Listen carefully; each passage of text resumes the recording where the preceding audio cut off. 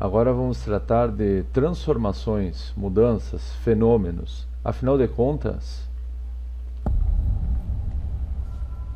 o que é um fenômeno? E o que é uma transformação? Já que a definição de química é estuda a matéria e suas transformações. Eu já sei que matéria são as coisas no geral, já ondas eletromagnéticas, o vácuo, a energia não são exatamente matéria. Mas o que é uma transformação? Bom, pessoal, transformação tem vários sinônimos, né? Fenômeno, mudança, transformação. Mas é que acontece o seguinte, no dia a dia, nós temos distinções entre essas palavras. A gente costuma achar que, por exemplo, um fenômeno é algo extraordinário. Ah, olha só, esse jogador é um fenômeno. Ou então, essa tempestade se formando ou este tornado destruindo tudo são fenômenos do filme Twister. Mas, na verdade, pessoal, na ciência é diferente. Na ciência, a palavra fenômeno é qualquer tipo de alteração. Então, cientificamente falando, para questões de ciências, transformação, alteração, mudança, fenômeno é tudo a mesma coisa. Quer dizer que se eu pegar e mexer o mouse, se eu comer esse pedaço de pão daqui, qualquer uma dessas coisas já é um fenômeno. Tá? Então, eu e você estamos fazendo fenômenos o tempo inteiro. Tá? Só de respirar estamos fazendo fenômenos. Até mesmo, então, uma situação como esta, ela está cheia de fenômenos, transformações. Vejam que o pinguim se movimenta, a pessoa cai, mas não é só isso, essa cena está iluminada pelo sol, o gelo, ele acaba sendo movimentado, todos esses pequenos acontecimentos desta cena são considerados fenômenos. E aí tu tem que entender a conexão. A conexão é a seguinte: todo fenômeno necessita de energia para acontecer. Aquele pinguim que estava se movimentando, esse mesmo aí, ó, ele pegou a energia que estava guardada dentro das suas substâncias químicas e utilizou elas, digamos assim. As substâncias químicas foram quebradas e elas geraram energia para o movimento do pinguim. A gravidade faz uma ação que também tem a ver com energia sobre os dois ao mesmo tempo. Então, existem várias formas de energia, na verdade. E esse é o ponto, pessoal. Agora vamos conectar um pouco com o Enem. Por que eu tenho que aprender essa história? Bem, para começar, pessoal, a energia ela se manifesta de várias maneiras diferentes. Vocês já me ouviram falar na primeira aula, por exemplo, que tem energia potencial, que tem energia cinética. A energia potencial é uma energia acumulada contra alguma força. A energia cinética é a energia do movimento. Mas vocês mesmos já sabem, já devem ter ouvido falar que tem energia elétrica, tem energia nuclear, tem energia térmica de temperatura, tem energia química, que é o que está dentro das moléculas de todo mundo. Mas, o que ocorre? Essa lista poderia ficar infinita. O que eu preciso saber para o Enem? Tu precisa, para começar, sim, eu sinto muito, conhecer cada tipo de energia, pelo menos essas que estão aqui, mas algumas que eu vou listar futuramente. E mais dois fatos essenciais sobre a energia, que é o seguinte: a energia não é criada nem destruída. Quando a gente gera energia elétrica, nós não estamos gerando essa energia do nada. Ela tem que vir de algum outro lugar. Mas, por incrível que pareça, esse outro lugar, pessoal, pode ser energia potencial, pode ser energia química. Como assim? Ora, uma represa cheia de água, uma usina nuclear fazendo a fissão de núcleos atômicos, ou então a queima de carvão.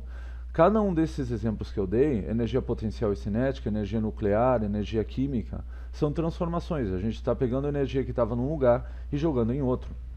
Então, a energia não é criada nem destruída, ela apenas se transforma. E é isso que tu tem que compreender. A energia se transforma de um meio em outro. Então, isso sempre cai no Enem.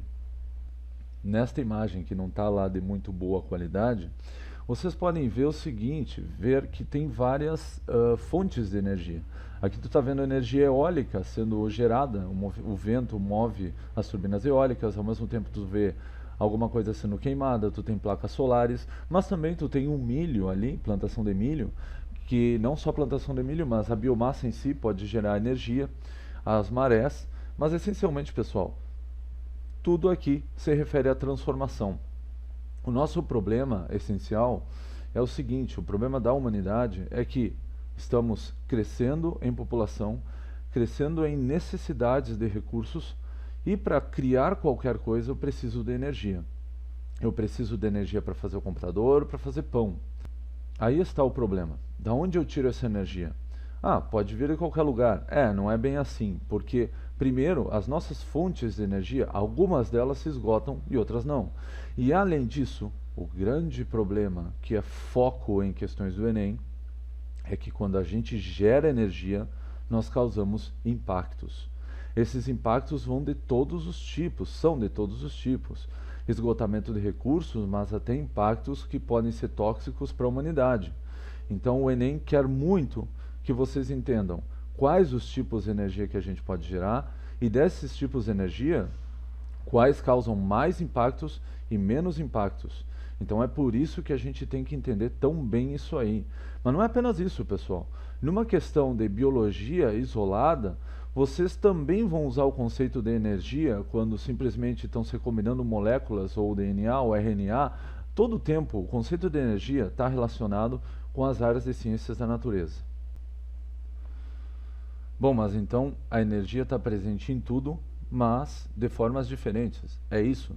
Sim, exatamente. O que a gente tem que saber é que ela está presente em tudo, sim, só que armazenada de maneiras diferentes, e temos que saber como a energia passa de uma maneira a outra. E aí vem a seguinte pergunta: bom, mas a energia está armazenada, e de onde vem toda a energia, essa energia originalmente? Por exemplo, uma planta tem energia. Eu sei que se eu como determinados tipos de frutos ou plantas, ou seja lá o que for, eu obtenho energia. E de onde vem a energia dessa planta?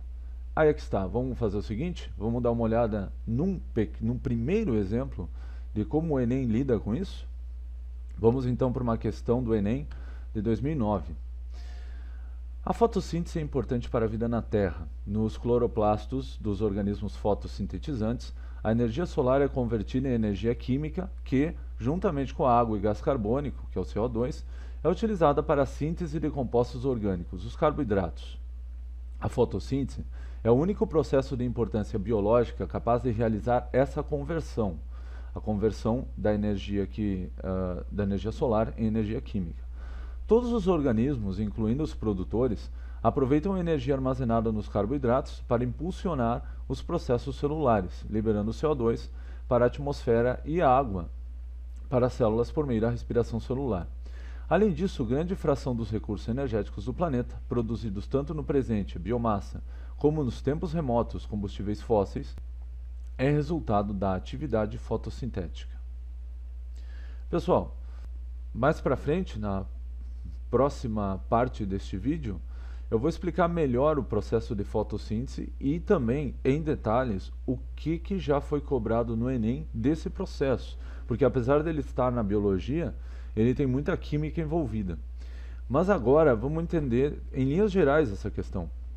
Ele está dizendo assim, olha, o processo de importância biológica é o fato de a gente poder transformar energia solar em energia química. Essa energia química, esse armazenamento é feito pelas plantas e isso transforma-se em tudo depois. Como assim transforma-se em tudo depois? Não estou entendendo. Ora, imagina, por mais que eu pegue carvão mineral, pessoal, ele vem de florestas que foram soterradas no Carbonífero, que é uma época geológica bastante anterior. O que acontece? O carvão mineral é utilizado como combustível, mas aquelas árvores daquela época, o que elas fizeram foram, elas pegaram energia do sol, capturaram essa energia do sol, capturaram gás carbônico, capturaram água e guardaram na forma de compostos bioquímicos no corpo delas. Quando essas árvores foram soterradas e ao longo de processos químicos de milhões de anos lá, elas viraram o que hoje a gente usa como combustível.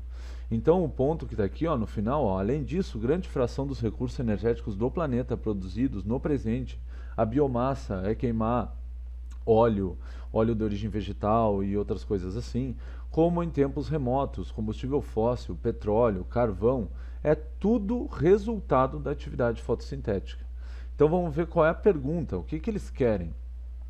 As informações sobre a obtenção e transformação dos recursos naturais por meio dos processos vitais da fotossíntese e respiração, descritas no texto, permitem concluir que Então, a partir do texto, o que eu consigo concluir? Letra A, o CO2 e a água são moléculas de alto teor energético. Em nenhum momento diz no texto que elas têm alto ou baixo teor energético, porque, para te pensar um pouquinho, uma planta deve utilizar milhões, bilhões, trilhões de moléculas de CO2 e de água por dia. Então, se ela precisa de tantas assim, provavelmente elas não contêm tanta energia. Os carboidratos convertem energia solar em energia química. Não, aí é aquele tipo de questão que está testando se tu lê o texto. O texto diz que a energia solar é convertida em energia química armazenada como carboidrato. A vida da Terra depende, em última análise, da energia proveniente do Sol. Talvez, vamos ver. O processo respiratório responsável pela retirada de carbono da atmosfera. Bom, pessoal, essa é uma afirmação que a gente vai ter que analisar futuramente com mais cuidado. Agora eu posso dizer para vocês que não é totalmente responsável. No texto não diz exatamente isso, ele não diz que é ele que está retirando o carbono da atmosfera, tá? Porque, digamos que, ao mesmo tempo que as plantas retiram gás carbônico da atmosfera, existem outras fontes que jogam gás carbônico e o pior, na fase da fotossíntese que ocorre no escuro, o gás carbônico é devolvido. Você já deve ter ouvido falar dessa história, que durante o dia as plantas absorvem o gás carbônico e geram oxigênio, mas quando não tem luminosidade suficiente, o processo se inverte. Bom, mas isso a gente vai ver mais para frente em detalhes, só que essa afirmação não está correta. E a letra E, a produção de biomassa e de combustível fóssil, por si só, é responsável pelo aumento do CO2 atmosférico? Não diz isso em lugar nenhum do texto. Mesmo que tu pense que possa ser isso, e isso possa ser real, bom, mas eu sinto muito, tem uma coisa bem importante, não marquem algo que não diz no texto, o texto não trata desse assunto. Então, qual é a resposta certa? Ora, pessoal, se o que as plantas fazem é pegar a energia do Sol, guardar como energia química, e essa energia química dá resultado para tudo que a gente tem, adivinha a resposta? Isso mesmo, o Sol. Espero não ter deixado vocês cegos agora. A resposta certa, pessoal, é a letra C. A vida na Terra depende, em última análise, da energia proveniente do Sol. Mas eu não como plantas. Não importa. Os derivados dessas plantas, mesmo que tu consuma algum tipo de carne animal, esse animal se alimentou de plantas anteriormente. Pessoal, o Sol, ele aquece parte da superfície da Terra que está exposta a ele, vamos chutar 50%. O que acontece? A outra parte não aquecida, com uma temperatura diferente, acaba gerando uma diferença entre a temperatura da atmosfera que não está exposta ao Sol, a atmosfera que está exposta ao Sol em graus diferentes, ela também acaba tendo aquecimentos diferentes, e isso gera correntes de ar. Então quer dizer que até a energia eólica depende do Sol. Mas e a hidroelétrica? Pessoal, a hidroelétrica precisa que encha de água uma certa quantidade de espaço. E essa água vem do ciclo da água, que ocorre pela evaporação, que depende do Sol. Então, essencialmente, toda energia existente vem do Sol. Tá? Toda a energia que a gente tem vem do Sol, e inclusive, não só a energia que está em nós, ela vem do Sol. Então, todos nós temos a energia de uma estrela, e os átomos e moléculas que compõem a Terra atualmente, eles provavelmente fizeram parte da nuvem de gás que gerou o Sol. Então todos nós somos poeira de estrela, como dizem, mas é a verdade.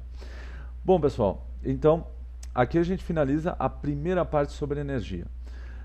No segundo vídeo eu vou entrar em mais detalhes sobre qual é a definição de energia e cada tipo de energia, e mais, como a gente aproveita elas, quais são nossas formas de geração dessa energia. Então tá, é isso aí.